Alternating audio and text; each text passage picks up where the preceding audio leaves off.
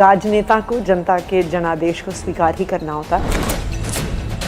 BJP का आशीर्वाद है, बीजेपी ने उनको एक ग्रीन सिग्नल दिया हुआ है कि तुम फीस बढ़ाओ, हम कुछ करेंगे नहीं। जब एक पढ़ा लिखा आईआईटी खड़गपुर का इंजीनियर मुख्यमंत्री होता है तो 24 घंटे बिजली दी जा सकती है। जब भारतीय जनता पार्टी की सरकार है उसका तो असर सब देख रहे हैं। मुख्यमंत्री हर इंटरव्यू में इस समय इस चीज़ का जिक्र कर रही हैं, वो प्रेस कॉन्फ्रेंस में कह रहे हैं कि बिजली कहीं नहीं कट रही है। आतिशी मुद्दा उठा रही हैं। अगर आतिशी अपने घर की लाइटें बंद कर लेंगे और कैंडल जला के बैठ जाएंगे, कहेंगे भाई हमारे यहाँ कट लग गया, कोई शिकायत तो आनी चाहिए ना रिटर्न में कि कहाँ पर बिजली कट लग रहा है। मोदी जी ने दिल्ली में कई रैलीज करी और उन्होंने बार बार अपनी रैलीज में कहा कि जब पहली कैबिनेट की मीटिंग होगी उसमें महिला सम्मान योजना पास होगी और 8 मार्च को महिला दिवस पर सब महिलाओं के खाते में 2500 की पहली किश्त आ जाएगी। यही कहा था मोदी जी ने। 8 मार्च की तारीख मैंने नहीं दी, 8 मार्च की तारीख आम आदमी पार्टी ने नहीं दी, 8 मार्च की तारीख प्रधानमंत्री नरेंद्र मोदी जी ने दी। क्या हुआ जी? 8 मार्च आई, 8 मार्च गई। दिल्ली वालों को क्या मिला? एक कमिटी का झुंझुना। और वो इस चीज़ का हवाला पंजाब का भी आपको दे रहे हैं कि वहाँ पर 3 साल हो गए भाई, वहाँ की महिलाओं को नहीं मिला। आयुष्मान योजना पर बड़ा बवाल हुआ, आप पर आरोप लगा कि आपने उसको दिल्ली में लागू होने नहीं दिया। और अभी जब सरकार बनी बीजेपी की तो हमने देखा कि पूरी दिल्ली की कैबिनेट जो थी वो एक ही गाड़ी में बैठकर जा रही है। बाकायदा उसका वीडियो भी आया था और केंद्र सरकार से समझौते के लिए आयुष्मान योजना पर उसको लागू भी कर दिया जाता है और अभी उसका शुभारंभ भी नड्डा साहब ने कर दिया। तो क्या वाकई में आप लोगों ने क्यों नहीं लागू करने दिया? ऐसा क्या था आयुष्मान योजना? टैग रिपोर्ट पर आते हैं, बड़ा हल्ला मचा हुआ है और अभी सदन शांत है, जैसे सदन होगा फिर हल्ला मचेगा। टैग रिपोर्ट में ऐसा क्या है जो आम आदमी पार्टी के लिए कह सकते हैं टेंशन वाली बात हो सकती है? क्योंकि 14 रिपोर्टें आई हैं टैग के पटल पर रखी गई हैं। ये जो भारतीय जनता पार्टी की नई नवेली आस्था है सीएजी में, मैं तो उसका स्वागत करती हूँ। मैं तो ये भी कहूँगी कि भारतीय जनता पार्टी की जहाँ पे सारी सरकारें हैं वहाँ पर भी सीएजी रिपोर्ट्स टेबल करें। गुजरात में तो 20 साल से सीएजी रिपोर्ट्स नहीं टेबल हुई है शायद, तो उनको भी पेश किया जाए। कि उन्होंने अरविंद केजरीवाल जी के बारे में क्या कहा, मेरे बारे में क्या कहा। देखिए क्या है कि जब आपको गाली गलौज की आदत पड़ जाती है, भारतीय जनता पार्टी के डीएनए में आ गया है गाली गलौज, तो उस डीएनए से बाहर निकालना आसान नहीं है। मैं रेखा जी से यही कहूँगी कि आतिशी अपना ध्यान रख लेंगी, वो दिल्ली की जनता का ध्यान रखें। दिल्ली की जनता बहुत परेशान है। हम चुनाव पर आते हैं। दिल्ली चुनाव में क्या ऐसी चीज़ें रहीं जो आम आदमी पार्टी के साथ नहीं रह पाई और आज पार्टी जो सबसे बड़ी पार्टी थी दिल्ली में वो 22 सीटों पर सिमट कर रही है? पंजाब चुनाव में अभी वक्त है, 1-1.5 साल का है आई थिंक, लेकिन अभी से ही आम आदमी पार्टी ने तैयारियां शुरू कर दी हैं। इतनी जल्दबाजी क्यों? नमस्कार, आप देख रहे हैं नवोदय टाइम्स पंजाब केसरी। आपके साथ मैं हूं रानू मिश्रा। दिल्ली में चुनाव खत्म हो चुका है, नई सरकार का गठन हो गया है, लेकिन जो मुद्दे पहले थे वो मुद्दे अब भी कायम हैं। जो सरकार सत्ता में थी वो विपक्ष में है, या फिर यूँ कहिए आम आदमी पार्टी पहली बार दिल्ली में विपक्ष में है। उसके नेता हैं आतिशी, हमारे साथ हैं, उनसे बातचीत करेंगे दिल्ली के तमाम मुद्दों पर और तमाम ऐसी रणनीति पर, चाहे दिल्ली को लेकर हो चाहे आम आदमी पार्टी के भविष्य को लेकर। मैम आपका बहुत स्वागत है। बहुत बहुत धन्यवाद। आतिशी दिल्ली की मुख्यमंत्री थी, अब विपक्ष में आ गई हैं। आम आदमी पार्टी ही पहली बार दिल्ली में विपक्ष में है, तो किस तरीके से आप अपने पद का या फिर यूँ कहें नेता प्रतिपक्ष के तौर पर निर्वहन कर रही हैं? देखिए ये तो दिल्ली की जनता का जनादेश है। जनता तय करती है कि कौन पक्ष में बैठेगा कौन विपक्ष में बैठेगा, और किसी भी राजनेता को जनता के जनादेश को स्वीकार ही करना होता है। लेकिन दिल्ली की जनता ने हमें बहुत वोट दिया है। अगर आप देखिए कि भारतीय जनता पार्टी और आम आदमी पार्टी में चाहे सीट्स का काफ़ी गैप हो, हमारी 22 सीटें हैं, उनकी 48 सीटें हैं, लेकिन वोट परसेंटेज में सिर्फ 2% का गैप है। हमारी 43.5% वोट है, उनकी 45.5% वोट है। तो ये भी साफ है कि दिल्ली की एक बहुत बड़ी संख्या में लोगों ने हमें वोट दिया है।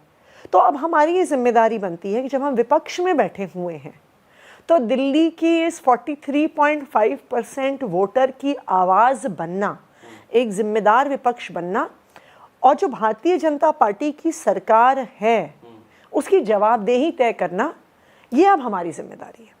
मैम, चुनाव पर आएंगे, दिल्ली चुनाव पर भी बातचीत करेंगे, लेकिन सबसे पहले बात कर लेते हैं दिल्ली के अभी जो मुद्दे हैं जिन पर आप लगातार सत्ता पक्ष भारतीय जनता पार्टी को घेरने की कोशिश कर रही हैं, चाहे सदन की बात हो चाहे सड़क की बात हो। सबसे पहले बात कर लेते हैं दिल्ली में जो इस समय एक बड़ा मुद्दा चल रहा है, आप लोग लगातार सोशल मीडिया पर उठा रहे हैं, सड़क पर उठा रहे हैं।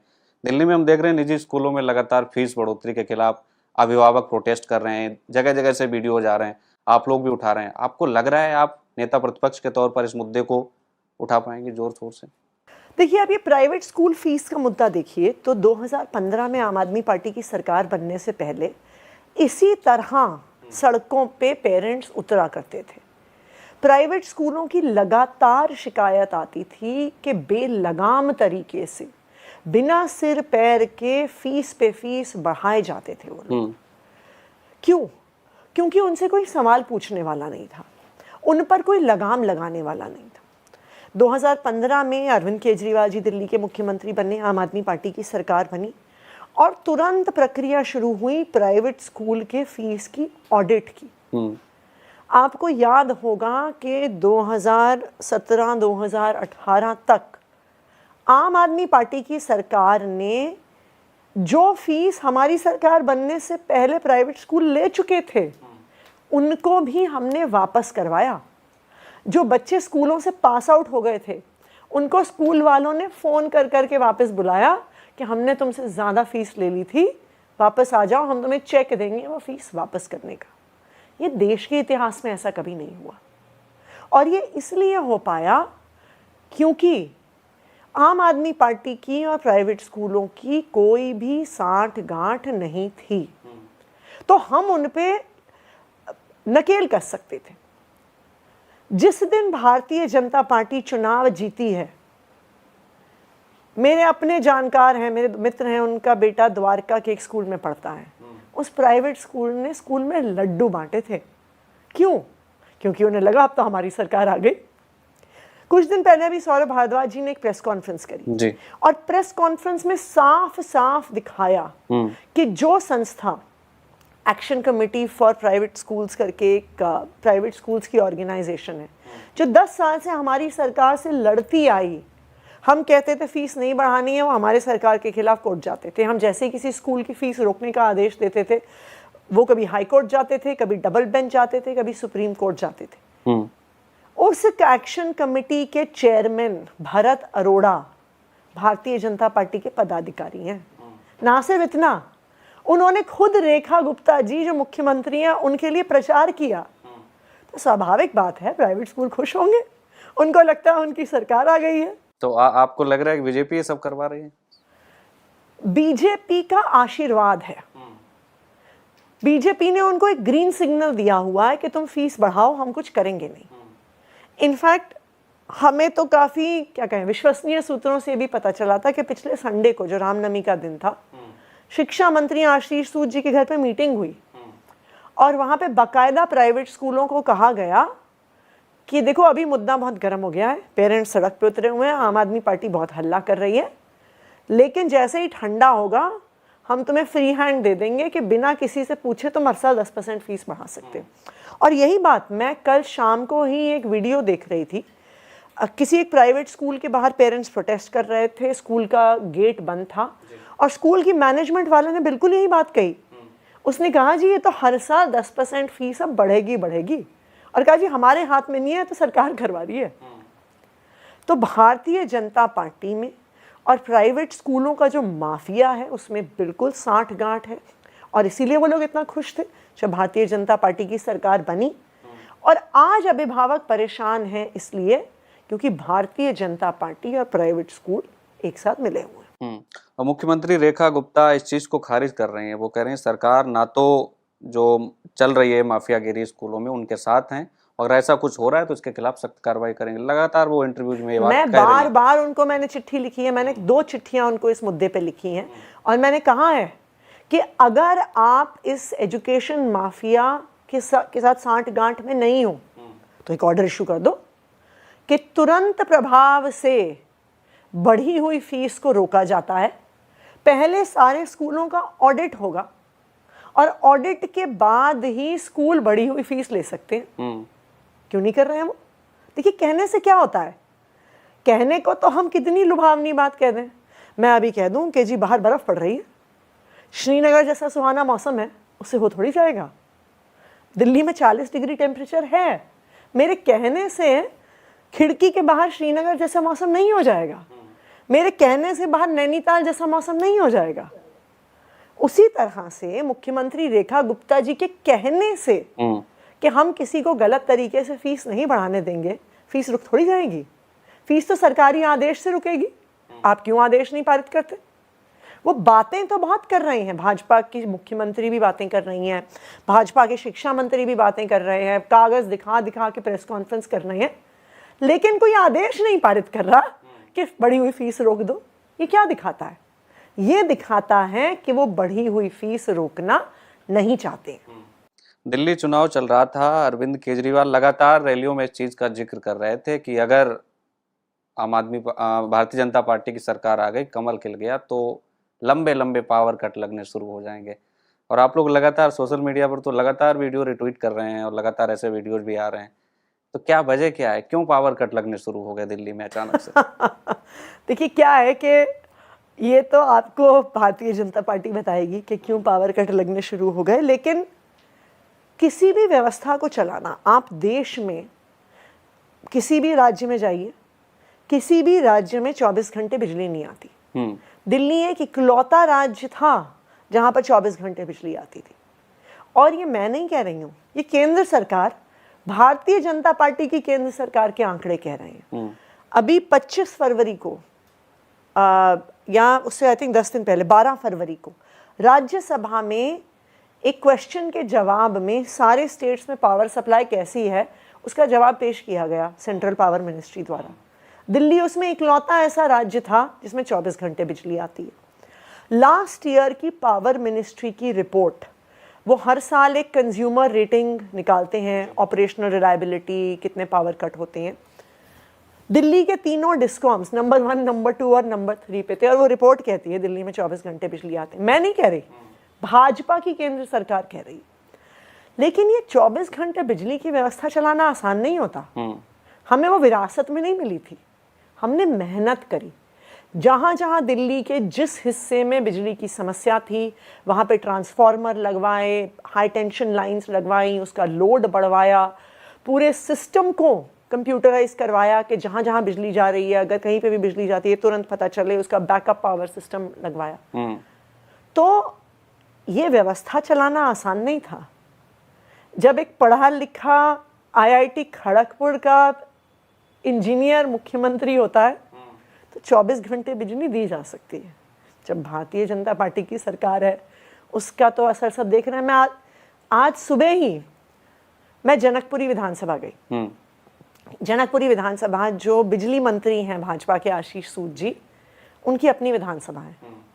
वहां पर भी लोग कह रहे हैं, आशीष सूद जी प्रेस कॉन्फ्रेंस करके कहते हैं आतिशी झूठ बोल रही हैं, भारतीय आम आदमी पार्टी वाले झूठ फैला रहे हैं, बिजली नहीं जा रही है। आज सुबह जनकपुरी विधानसभा में ही रहने वाले कह रहे हैं रोज बिजली जा रही है। कह रहे हैं कल तो 3-4 घंटे का पावर कट रहा, बच्चे बीमार हो गए, पढ़ नहीं पा रहे हैं क्योंकि बिजली इतनी लंबी लंबी जा रही है। आप बिजली की बात कर रहे हैं, मुख्यमंत्री हर इंटरव्यू में इस समय इस चीज का जिक्र कर रहे हैं, वो प्रेस कॉन्फ्रेंस में कह रहे हैं कि बिजली कहीं नहीं कट रही है। आतिशी मुद्दा उठा रहे हैं, अगर आतिशी अपने घर की लाइटें बंद कर लेंगे और कैंडल जला के बैठ जाएंगे, कहेंगे भाई हमारे यहाँ कट लग गया, कोई शिकायत तो आनी चाहिए ना रिटर्न में कि कहाँ पर बिजली कट लग रहा है। उनको कहिए सोशल मीडिया खोल लें। सोशल मीडिया भरा पड़ा है। रोज रात को 2 दिन पहले रात को जब एकदम से टेम्परेचर बढ़ा, मैं आपको बता रही हूँ, मैं तो मुख्यमंत्री भी नहीं हूँ, मैं तो बिजली मंत्री भी नहीं हूँ, मैं तो विपक्ष में हूँ। मेरे पास रात को 12 बजे, 1 बजे, 1:30 बजे तक लोगों के कॉल आ रहे थे कि बिजली नहीं है हमारे एरिया में, उत्तम नगर में बिजली नहीं है, छतरपुर में बिजली नहीं है, बुराड़ी में बिजली नहीं है। तो अगर कोई आंख खोल के देखना चाहे तो उनको दिख जाएगा कि बिजली नहीं है। दूसरी बात, सरकार के पास सारा डेटा है। दिल्ली सरकार का ही अपना एक स्टेट लोड डिस्पैच सेंटर है जो day by day, minute by minute ये हिसाब किताब रखता है कि कितनी बिजली गई, कितनी बिजली नहीं गई। चलो आतिशी झूठ बोल रही है, आप स्टेट लोड डिस्पैच सेंटर देख लीजिए। तीनों बिजली कंपनियों के पास भी ये डेटा पड़ा है। बिजली कंपनी खुद जब कोई सोशल मीडिया पे डालता है, बिजली कंपनी खुद कहती है कि आपके यहाँ बिजली कटी हुई है, हम उसे ठीक करने की कोशिश कर रहे हैं। बिजली कंपनियां खुद कह रही हैं हम ठीक करने की कोशिश कर रहे हैं, तो मुख्यमंत्री कैसे कह रही हैं बिजली नहीं गई?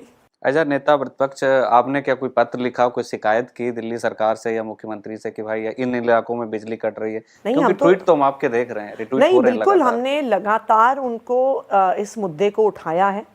मैंने तो विधानसभा के पटल पर भी इस मुद्दे को उठाया कि किस तरह से, इनफैक्ट हमने तो इसका विधानसभा में एक चर्चा का भी मुद्दा लगाया, परंतु अध्यक्ष ने चर्चा होने ही नहीं दी।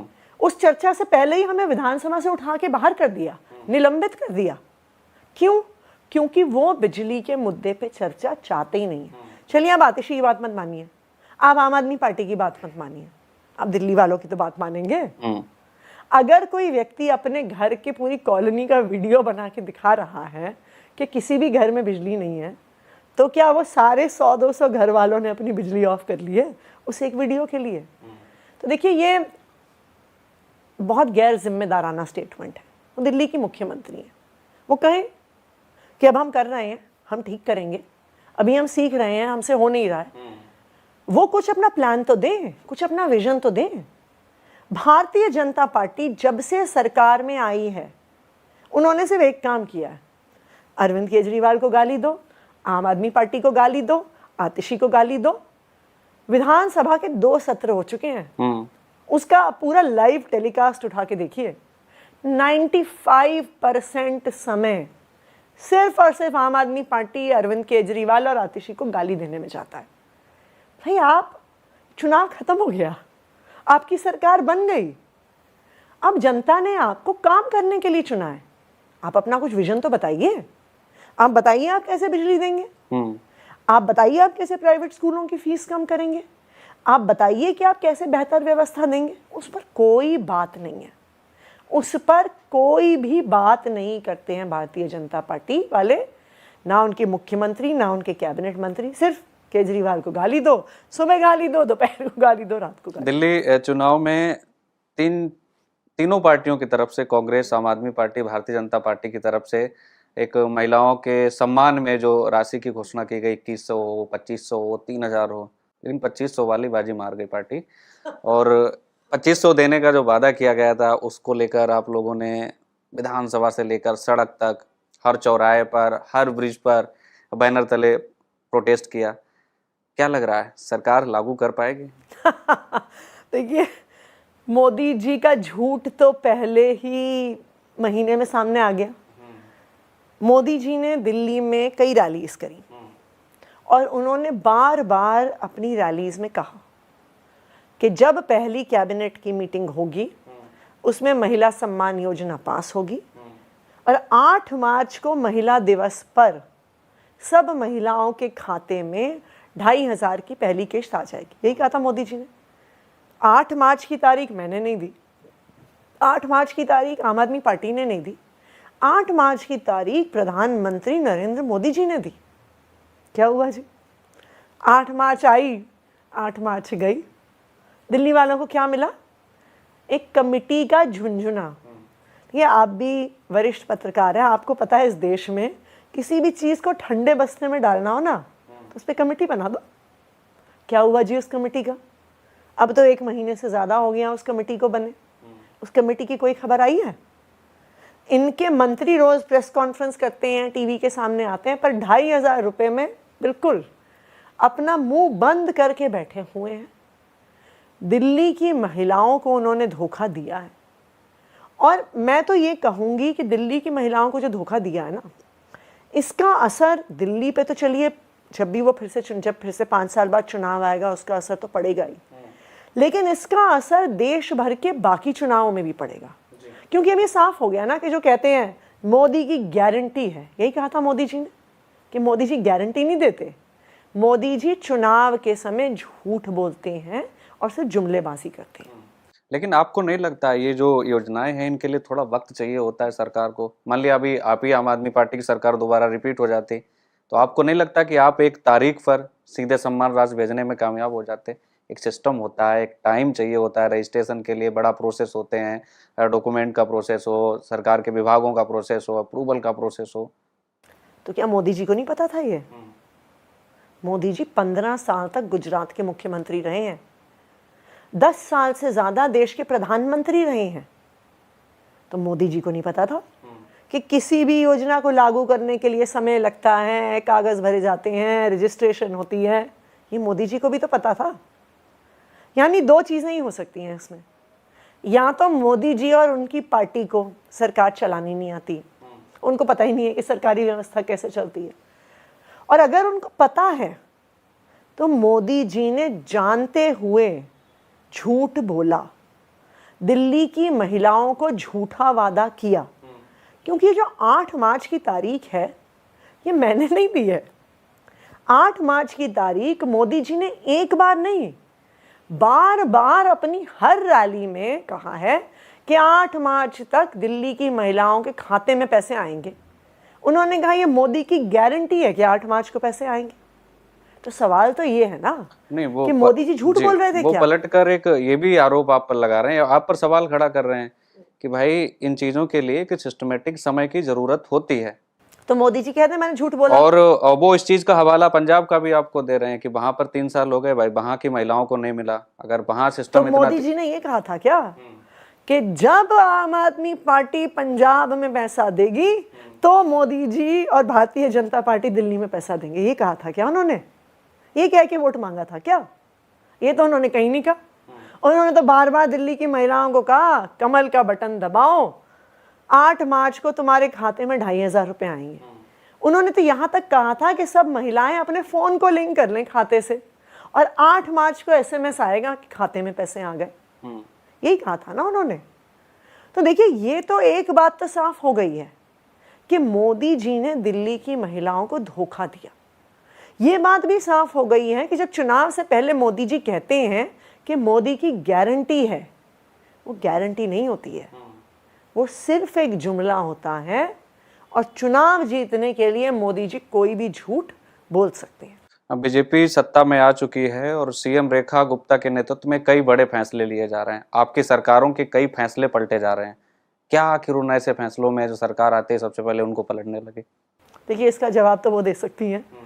इसका जवाब तो वही देंगी कि क्यों फैसले पलट रही हैं। अब आप जैसे मुझे फॉर एग्जाम्पल, अब ये बात चल रही है कि दिल्ली की महिलाओं के लिए बस यात्रा शायद रोक दी जाएगी, या अभी जो बिना कुछ सवाल उठाए महिलाओं को फ्री टिकट मिलती है अब उनको कुछ ID दिखाना पड़ेगा, दिल्ली का वोटर होना पड़ेगा। भाई अगर नोएडा से कोई लड़की दिल्ली के कॉलेज में पढ़ने आ रही है जी, क्या उसको फ्री बस यात्रा नहीं मिलनी चाहिए? उसकी क्या गलती? तो वो तो भारतीय जनता पार्टी बताएगी कि उनको ऐसी क्या दिक्कत है आम आदमी पार्टी के कामों से कि वो आम आदमी पार्टी के कामों को पलटना चाहती है। जैसे दिल्ली के सरकारी स्कूलों में एक कार्यक्रम चलता था बिजनेस ब्लास्टर्स। बिजनेस ब्लास्टर्स के कार्यक्रम में 11th और 12th में पढ़ने वाले बच्चों को 2,000 रुपए का सीड मनी दिया जाता था, और वो सीड मनी से बच्चे ग्रुप्स बना के अपने अपने स्टार्टअप्स शुरू करते थे। जी। इस प्रोजेक्ट के तहत 50,000 से ज़्यादा स्टार्टअप आइडियाज़ हर साल दिल्ली के सरकारी स्कूलों से निकल के आए हैं। इतने एग्जाम्पल्स हैं कि बच्चे 12वीं का एग्ज़ाम ख़त्म करने से पहले 10 लोगों को रोज़गार दे रहे हैं, 20 लोगों को रोज़गार दे रहे हैं, लाख रुपए महीना कमा रहे हैं। तो आपको इससे एलर्जी सिर्फ इसलिए है क्योंकि अरविंद केजरीवाल का आइडिया था। मुझे लगता है कि राजनीति अपनी जगह है जी, लेकिन आखिरकार हम सब यहाँ पे दिल्ली की जनता की सेवा के लिए आए हैं। तो अगर किसी ने भी कोई अच्छा काम किया है, अगर भारतीय जनता पार्टी की ने कोई अच्छा काम किया है तो आम आदमी पार्टी को सीखना चाहिए। अगर आम आदमी पार्टी ने अच्छा काम किया है तो भारतीय जनता पार्टी को सीखना चाहिए। ये रोज रोज सुबह से लेकर रात तक गाली देना, क्रिटिसाइज करना, मुझे लगता है कि ये शोभा नहीं देता। आयुष्मान योजना पर बड़ा बवाल हुआ, आप पर आरोप लगा कि आपने उसको दिल्ली में लागू होने नहीं दिया, और अभी जब सरकार बनी बीजेपी की तो हमने देखा कि पूरी दिल्ली की कैबिनेट जो थी वो एक ही गाड़ी में बैठकर जा रही है, बाकायदा उसका वीडियो भी आया था। और केंद्र सरकार से समझौते के लिए आयुष्मान योजना पर उसको लागू भी कर दिया जाता है, और अभी उसका शुभारंभ भी नड्डा साहब ने कर दिया। तो क्या वाकई में आप लोगों ने क्यों नहीं लागू करने दिया? ऐसा क्या था आयुष्मान योजना? क्या है आयुष्मान योजना? आयुष्मान योजना ये कहती है कि एक परिवार 1 साल में 5 लाख तक का इलाज करवा सकता है। यही है आयुष्मान योजना। और कौन सा परिवार करवा सकता है, उसके बहुत सारे टर्म्स एंड कंडीशंस हैं। तो इसको थोड़ा सा समझते हैं कि आयुष्मान योजना किसको फ़ायदा देगी। सबसे पहले तो अगर आपका परिवार है, आप हैं, आपकी पत्नी है, आपके 2 बच्चे हैं। मान लीजिए कि आपकी पत्नी बीमार हो जाती हैं, वो अस्पताल में जाती हैं, उनका 5 लाख रुपए का इलाज हो जाता है। पर मान लीजिए कि अगर कुछ महीने बाद आपका बेटा बीमार हो जाए, तो फिर आयुष्मान योजना का फ़ायदा आपको नहीं मिलेगा, क्योंकि 5 लाख रुपए जो सालाना इस्तेमाल कर सकते थे आप उस योजना के तहत, वो आपके परिवार ने इस्तेमाल कर लिए। दूसरी तरफ आम आदमी पार्टी ने दिल्ली में सारा इलाज सरकारी अस्पताल में फ्री कर दिया। यानी अगर आपका 10 लाख का इलाज है, 15 लाख का इलाज है, 50 लाख रुपए का इलाज है, आपका इलाज, आपके पूरे परिवार का इलाज सारा फ्री मिलता है, मिलता था। अब पता नहीं देंगे कि नहीं देंगे। तो बताइए, आपको 50 लाख का इलाज फ्री चाहिए कि 5 लाख का? पहली बात। दूसरी बात, आप आयुष्मान भारत की टर्म्स एंड कंडीशंस पढ़ लीजिए। आपके पास 2 व्हीलर है तो आप आयुष्मान भारत के लिए पात्र नहीं है। आपके घर में फ्रिज है तो आप आयुष्मान भारत के लिए पात्र नहीं है। आपका घर पक्का है तो आप आयुष्मान भारत के लिए पात्र नहीं है। और दिल्ली में जो झुग्गी बस्ती में भी रहते हैं, वो भी पक्के घरों में रहते हैं। कुल मिला के दिल्ली में पात्र लोग आयुष्मान भारत के लिए शायद, और अभी भी जो शुरुआत करी है इन्होंने, शायद AAY जो अंत्योदय कार्ड वाले हैं उनके लिए करी है। दिल्ली में 68,000, मात्र 68,000 अंत्योदय AAY कार्ड वाले हैं। तो जो इतना सारा हल्ला करके 68,000 लोगों को, 2-2.5 करोड़ की जनसंख्या में से 68,000, 0.01% होगा शायद, उनको 5 लाख रुपए महीने, 5 लाख रुपए साल का इलाज मिलेगा। बताइए किसको फायदा हो रहा है? बाकी 2.5 करोड़ में से जो बाकी 2,49,50,000 लोग हैं, वो कहाँ जाएंगे? कैग रिपोर्ट पर आते हैं। बड़ा हल्ला मचा हुआ है और अभी सदन शांत है, जैसे सदन होगा फिर हल्ला मचेगा। तो कैग रिपोर्ट में ऐसा क्या है जो आम आदमी पार्टी के लिए कह सकते हैं टेंशन वाली बात हो सकती है? क्योंकि 14 रिपोर्टें आई हैं, आम आदमी पटल पार्टी पर के रखी लिए गई कोई हैं। टेंशन वाली बात नहीं है। ये तो एक, क्या कहें, एक रूटीन प्रक्रिया होती है। एक रूटीन प्रक्रिया होती है कि ऑडिटर जनरल होता है, एक सेंट्रल ऑडिटर जनरल होता है, एक दिल्ली का ऑडिटर जनरल होता है। सरकार के अंदर भी एक ऑडिट का डिपार्टमेंट होता है। इतने सारे ऑडिट अलग अलग विभागों के हमने ऑर्डर किए। दिल्ली सरकार दिल्ली यूनिवर्सिटी के 12 कॉलेजेस को फंड देती है जी। उनका ऑडिट हमने खुद करवाया। कई विभागों का ऑडिट जहां पे हमें लग रहा था गलत तरीके से अगर कुछ प्रैक्टिसेस हो रही हैं, उनका ऑडिट हमने खुद करवाया। उसी तरह से केंद्र सरकार भी रूटीन में अलग अलग विभागों के ऑडिट करवाती है। तो हमें कोई टेंशन वाली बात नहीं है। लेकिन मुझे एक चीज़ काफ़ी मज़ेदार लगती है इस मैटर में।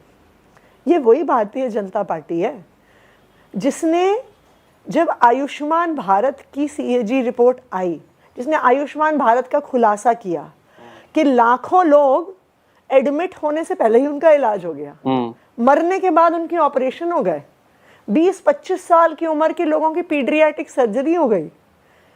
उस आयुष्मान भारत की रिपोर्ट को लिखने वाले ऑडिटर्स को तुरंत CAG से ट्रांसफ़र कर दिया जाता है। कहीं पर शायद त्रिपुरा, सिक्किम वगैरह भेज दिया जाता है। तो जो भारतीय जनता पार्टी की नई नवेली आस्था है CAG में, मैं तो उसका स्वागत करती हूँ। मैं तो ये भी कहूँगी कि भारतीय जनता पार्टी की जहाँ पे सारी सरकारें हैं, वहाँ पर भी CAG रिपोर्ट्स टेबल करें। गुजरात में तो 20 साल से CAG रिपोर्ट्स नहीं टेबल हुई हैं शायद, तो उनको भी पेश किया जाए, सेंट्रल गवर्नमेंट में पेश किया जाए, पार्लियामेंट में उस पर चर्चा हो। तो अगर भारतीय जनता पार्टी की ये नई नवेली आस्था CAG में बनी है, तो वो आस्था तक सिर्फ दिल्ली तक सीमित नहीं होनी चाहिए, वो भारतीय जनता पार्टी की बाकी 20 राज्यों में भी। अभी बजट सत्र जब चल रहा था तब देखा हमने कि 22 विधायक आम आदमी पार्टी के हैं, उनमें 21 को सस्पेंड कर दिया जाता है। अमानतुल्लाह खान शायद उस दिन सदन में थे ना, इसीलिए वो बच गए, नहीं तो वो भी चले जाते। तो ऐसा क्या हुआ सदन में जो आप सबको, पूरे पार्टी को ही लगभग सस्पेंड कर दिया गया? हम महिलाओं को 2500 रुपए देने का मुद्दा उठा रहे थे। जो मोदी जी ने 8 मार्च को महिलाओं को पैसे देने का वादा किया था, उस पर हम सवाल पूछ रहे थे। लेकिन भारतीय जनता पार्टी की ये समस्या है, वो सवालों का जवाब नहीं देना चाहती। तो उन्होंने ना सिर्फ हमें सदन से निष्कासित किया, देश के इतिहास में ये पहली बार हुआ कि विधानसभा के परिसर से बाहर कर दिया। देखिए, ये लोकतंत्र में अच्छी परंपरा नहीं है। लोकतंत्र का मतलब ही ये होता है, और लोकतंत्र की स्ट्रेंथ ही ये होती है, ताकत ही ये होती है कि हर तरह की आवाज़ लोकतंत्र में उठाई जाती है। लोकतंत्र में आप कम संख्या में भी हो, फिर भी आपकी आवाज़ सुनी जाती है। माइनॉरिटीज़ के भी राइट्स प्रोटेक्ट किए जाते हैं, सबको बोलने का अधिकार होता है, फ्रीडम ऑफ स्पीच होता है, फ्रीडम ऑफ एक्सप्रेशन होता है, ये लोकतंत्र है। लेकिन आपकी सरकार के विरोध में कोई बोलेगा, आप उसे सदन से तो बाहर कर देंगे, आप उसे परिसर से बाहर कर देंगे।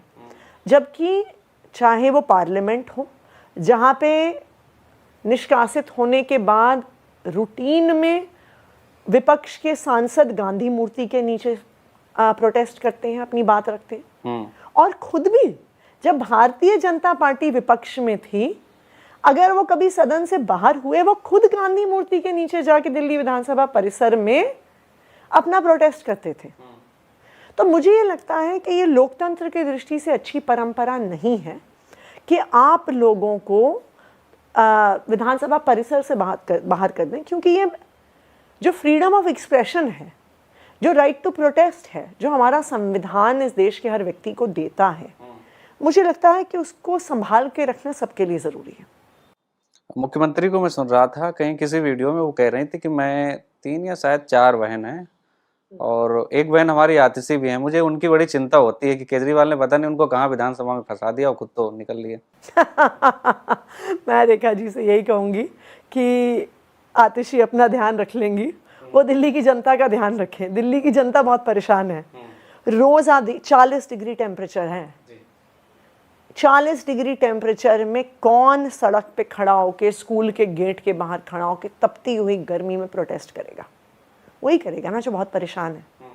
तो अगर माता पिता इतनी तपती हुई गर्मी में सड़क पर खड़े हैं, और एक सोशल मीडिया पे मैंने वीडियो देखा कि शायद एक महिला स्कूल के बाहर बेहोश भी हो गई थी, इतनी गर्मी थी, तो आतिशी तो अपना ध्यान रख लेंगी। जो दिल्ली में प्राइवेट स्कूलों में पढ़ रहे बच्चों के माता पिता हैं, उनका ध्यान रखने की जिम्मेदारी रेखा गुप्ता जी की आपके समर्थन में अखिलेश यादव चुनाव प्रचार करने आए थे दिल्ली में, और उनको लेकर अभी एक इंटरव्यू में सवाल किया गया सीएम रेखा गुप्ता से। तो उन्होंने जिस तरीके से जो शब्द लिए, मैं लेना नहीं चाहता हूँ यहाँ पर, आपको लग रहा है जब मुख्यमंत्री उनको ये बोलना चाहिए था?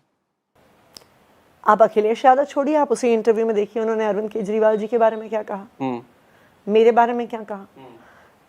देखिए, क्या है कि जब आपको गाली गलौज की आदत पड़ जाती है, भारतीय जनता पार्टी के डीएनए में आ गया है गाली गलौज, तो उस डीएनए से बाहर निकालना आसान नहीं है। सारा समय भारतीय जनता पार्टी के नेताओं के मुंह से गालियां ही निकलती हैं, चाहे अरविंद केजरीवाल जी के लिए हो, चाहे अखिलेश यादव जी के लिए हो, चाहे आतिशी के लिए हो, चाहे राहुल गांधी, प्रियंका गांधी के लिए हो। देखिए, हम कोई दूसरी पार्टी में हो सकता है, हम भी कांग्रेस के खिलाफ चुनाव लड़े हैं। आप आम आदमी पार्टी के किसी एक नेता का मुझे भाषण दिखा दीजिए कि किसी ने कांग्रेस के नेताओं के खिलाफ कुछ आपत्तिजनक बोला हो। कभी नहीं बोला होगा। क्यों? क्योंकि राजनीति की और पब्लिक लाइफ की अपनी एक मर्यादा होती है। और चुनाव का समय था, चुनाव के समय में आपने किसी पर टीका टिप्पणी करी, कुछ तीखी बात कही, वहां तक भी लोग समझ जाते हैं कि चलिए चुनाव का समय। लेकिन अब चुनाव खत्म हो गया है, रेखा जी की पार्टी चुनाव जीत गई है, अब उनको काम करना चाहिए। अब दिल्ली के लोग गाली गलौज नहीं चाहते हैं, दिल्ली के लोग 24 घंटे बिजली चाहते हैं। तो अगर पावर कट लग रहे हैं, वो अपने ऑफिस में बैठ के सुबह से लेकर शाम तक इंटरव्यू देने के बजाय, मैं आज खुद ग्राउंड पर गई, मैं जनकपुर के एरिया में गई, वहाँ पे देख के आई कि बिजली की क्या समस्या है, तो उनको भी करना चाहिए। जो प्राइवेट स्कूल के बाहर माता पिता प्रोटेस्ट कर रहे हैं, क्यों नहीं जाते हैं शिक्षा मंत्री वहाँ पर? क्यों वहाँ पे खड़े होकर उनसे बात नहीं करते हैं? क्यों नहीं जा रही है मुख्यमंत्री इन एरियाज में जहाँ पे रोज बिजली कट रही है? तो मुझे लगता है कि गाली गलौच से ज़्यादा अब गाली गलौच छोड़कर भारतीय जनता पार्टी की सरकार को काम पर फोकस करना चाहिए। मैम, चुनाव पर आते हैं। दिल्ली चुनाव में क्या ऐसी चीज़ें रही जो आम आदमी पार्टी के साथ नहीं रह पाई और आज पार्टी जो सबसे बड़ी पार्टी थी दिल्ली में वो 22 सीटों पर सिमट कर रह गई? देखिए, मुझे ये लगता है कि चुनाव के जो भी नतीजे होते हैं वो जनता का फैसला होता है, और इस बारी दिल्ली की जनता चाहती थी कि वो भारतीय जनता पार्टी को ट्राई करे। दूसरा ये होता है कि जब कोई पार्टी या नेता कोई काम कर रहा होता है, जैसे दिल्ली में 24 घंटे बिजली आती थी दिल्ली में सरकारी स्कूल बेहतर हो गए, दिल्ली में बस यात्रा फ्री मिल रही थी, अस्पतालों में दवाइयाँ फ्री मिलती थी, तो बहुत सारी ऐसी पॉलिसीज़ होती हैं वो वोटर्स टेकन फॉर ग्रांटेड भी कर लेते हैं कि अच्छा ऐसा तो होता ही है। मैं आज ही सुबह आपको बताती हूँ, जब मैं जनकपुरी गई जी, मुझे 2-3 अलग अलग महिलाओं ने इस बात को कहा कि हमने इस बारी बीजेपी को वोट देके गलती कर दी। यानी मैं मुझे बता रही हैं, मैं जानती हूँ, मेरे साथ हमारे पार्टी के पार्षद थे जो उस वार्ड के सिटिंग काउंसलर हैं। मैं मुख्यमंत्री नहीं हूँ आम आदमी पार्टी से, तो वो जानते हैं कि हम आम आदमी पार्टी से हैं, फिर भी हमें बता रहे हैं कि हमने बीजेपी को वोट दिया था। लेकिन अब उनको लग रहा है 1-1.5 महीने के ही अंदर, जब 4-4 घंटे बिजली जा रही है, जब अस्पतालों में दवाइयाँ नहीं मिल रही हैं, जब प्राइवेट स्कूल में फीस बढ़ रही है, तो अब दिल्ली के वोटर को भी लग रहा है कि शायद गलती हो गई। 2% का फर्क है, ज़्यादा नहीं है बीजेपी और आम आदमी पार्टी के बीच में वोटिंग परसेंटेज में। तो आपको लग रहा है कांग्रेस पार्टी की वजह से आम आदमी पार्टी चुनाव हार गई? नहीं, मुझे तो लगता है कि देखिए, चुनाव की हार जीत जनता के ऊपर होती है। मैम, एक आखिरी जिसको जनता जिताना चाहती है उनको जिताती है। इस बारी दिल्ली के लोग शायद भारतीय जनता पार्टी को ट्राई करना चाहते थे, उनको लगता था कि शायद कुछ और बेहतर करके दिखा दें, लेकिन अब मुझे लग रहा है कि 1.5 महीने में ही अब लोगों को ये एहसास होने लग गया है कि शायद गलती हो गई। पंजाब चुनाव में अभी वक्त है, 1-1.5 साल का है आई थिंक, लेकिन अभी से ही आम आदमी पार्टी ने तैयारियां शुरू कर दी हैं। इतनी जल्दबाजी क्यों? देखिए, हमने चुनाव की तैयारी नहीं शुरू की है, हम लोगों के लिए काम करते हैं। हम पहले भी करते आ रहे थे, पर दिल्ली चुनाव के बाद जो बहुत सारा मीडिया है उसने पंजाब की तरफ ध्यान देना शुरू कर दिया है। तो जो हम पंजाब के लोगों के लिए काम कर रहे हैं, चाहे मोहल्ला क्लिनिक बनाना हो, चाहे स्कूलों को ठीक करना हो जी, चाहे जो एक बहुत बड़ा इशू रहा है पंजाब में नहरी पानी देना, पंजाब में ग्राउंड वाटर नीचे जाना बहुत बड़ा मुद्दा है, तो नहरी पानी लोगों तक पहुंचाना, कनाल वाटर पहुंचाना, ये हम पिछले कई सालों से करते हुए आए हैं। मुझे ये लगता है कि अब दिल्ली चुनाव के बाद से मीडिया ने पंजाब के जो काम हो रहा है उस पर ध्यान देना ज़्यादा शुरू नहीं, वो इसलिए भी कर दिया क्योंकि सिसोदिया जी को प्रभारी बना दिया गया है, वो लगातार अब देखिए, ये तो राजनीतिक दलों में होता ही रहता है, कोई ना कोई तो प्रभारी बनता है। तो ये तो कोई प्रभारी बनता है, कोई पंजाब का प्रभारी बना है, कोई गुजरात का प्रभारी बना है, तो स्वाभाविक बात है कि जिन राज्यों में चुनाव आने वाले होते हैं वहाँ पर ये तो सब नेचुरल सी जो पॉलिटिकल गतिविधि है। मैम, एक आखिरी सवाल है, मैं देख रहा हूँ, पहली बार, मैंने तो देखा नहीं, पहले शायद रहा होगा, दिल्ली विधानसभा में नेता प्रतिपक्ष भी महिला, मुख्यमंत्री भी महिला। आपको लग रहा है कि रेखा गुप्ता को मुख्यमंत्री बनाकर बीजेपी ने सही किया?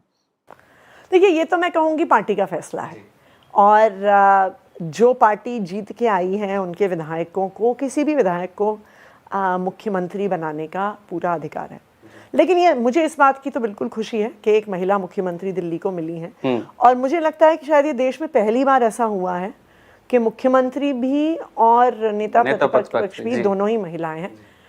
मैं ये मानती हूँ कि देश की आम महिलाएं, दिल्ली की आम महिलाओं के लिए ये एक बहुत प्रेरणादायक बात है कि जब वो एक मुख्यमंत्री को देखती हैं, एक नेता प्रतिपक्ष को देखती हैं उस कुर्सी पे बैठी हुई, तो जो लड़की आज स्कूल में पढ़ रही है, कॉलेज में पढ़ रही है, वो हमें देख के ये तो सोचती होगी कि शायद एक दिन मैं भी वहाँ पहुँच सकती हूँ। बहुत बहुत धन्यवाद मैम हमारे साथ बातचीत करने के लिए। तो ये थी आतिशी, नेता प्रतिपक्ष दिल्ली विधानसभा में। उन्होंने बताया किस तरीके से दिल्ली में जो इस समय मुद्दे हैं उनको उठाने का काम पार्टी की तरफ से, बतौर नेता प्रतिपक्ष की तरफ से, उनकी तरफ से किया जा रहा है। तमाम मुद्दों पर उन्होंने बातचीत की।